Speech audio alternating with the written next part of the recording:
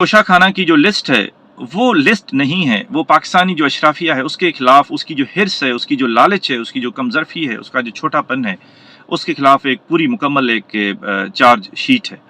आपको ये पता चलता है कि बज़ाहिर बड़े बड़े ओहदों पे रहने वाले लोग, ठीक है, वो कितने जो है वो छोटे दिल के होते हैं और कितने उनके अंदर एक हिर्स और लालच होती है कि छोटी मोटी घड़ियाँ 40-50 हज़ार रुपए की, dinner set, cutlery set, scarf, वो भी नहीं छोड़ते, वो भी अपने घर ले जाते हैं।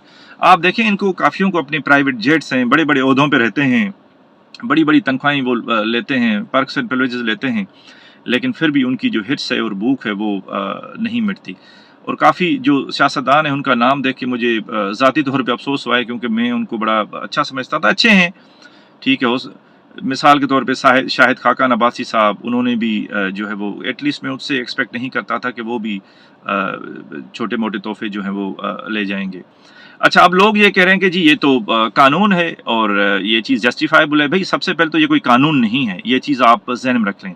ये कोई नेशनल असेंबली ने, कोई पार्लियामेंट ने कानून पास नहीं किया तोशा खाना का। ये रूल्स होते हैं, पॉलिसी होती है जो कैबिनेट जो है वो उसको उन्होंने, कैबिनेट ने उसको अप्रूव किया है, ठीक है। और ये अगर ये जो अगर रूल्स है, अगर कानून भी होता है तो ये एक ब्लैक लॉ होता, यानी कि अशराफिया ने अपने लिए रूल्स रेगुलेशंस बनाए हुए हैं, ठीक, अपने आप को मुस्तफीद करने के लिए। तो इनकी कोई मॉरल जस्टिफिकेशन नहीं बनती। जिस मुल्क के अंदर 50 से 60% आबादी आपकी गुर्बत की लकीर के नीचे रहती हो और वहाँ पे आप लाखों करोड़ों के जो तवाइफ हैं वो आप चंद रुपयों में, चंद हज़ार दे के आप अपने घर ले जाएं, और जब उन ममालिक के लोगों को फिर हमें कोई गिफ्ट्स देने पड़े तो वो फिर आवाम की जेब से वो सारे पैसे जाते हैं।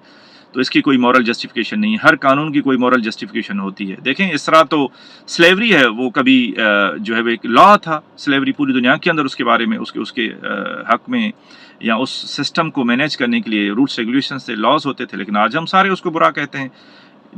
हिटलर ने जो जेनोसाइड किया यहूदियों का, वो भी रूल्स रेगुलेशंस उसने बनाए हुए थे, ठीक है, कवानीन बनाए हुए थे, लेकिन आज हम उसको बुरा भला कहते हैं, ठीक है। इसी तरह जो अपार्थाइड था साउथ अफ्रीका के अंदर, कालों के खिलाफ जो जुल्म किया जाता था, वो भी कवानीन के तहत किया जाता था, लेकिन आज हम उनको एक डिस्क्रिमिनेटरी, एक रेप्रेसिव, ड्रकोनियन जो है वो लॉज कहते हैं। तो लॉ का मतलब ये नहीं होता कि अशराफिया जो उसका दिल करे वो अपने आप को सियासी या कोई और फ़ायदा देने के लिए वो एक रूल्स रेगुलेशन या लॉज बना दे और हमें कहे कि अब ये चीज़ लीगल हो गई। लॉ की लीगलिटी सिर्फ जो है वो पास, उसको अप्रूव करने से या उसको बनाने से नहीं आती, बल्कि उसके पीछे मॉरल फोर्स, मॉरल जस्टिफिकेशन भी होती है।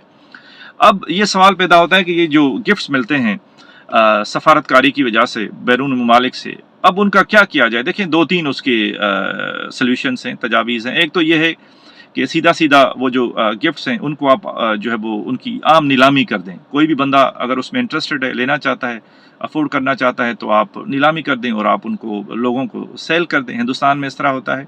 दूसरा तरीका है, आप एक म्यूज़ियम बना दें, वहाँ पे आप इनको रख दें, और वहाँ पे जो लोग विजिटर्स आएंगे उनके टिकट से जो पैसे जनरेट होंगे वो रियासत के ख़जाने में जाएं और रियासत उन पैसों को लोगों की जो डेवलपमेंट है उस पर खर्च करें। हिंदुस्तान के अंदर इस तरह होता है। वहाँ पे जो उनका नेशनल आर्काइव है, उनके म्यूज़ियम है, और वहाँ पे ये तोशा खाना के गिफ्ट्स जो है ना वो डिस्प्ले किए जाते हैं।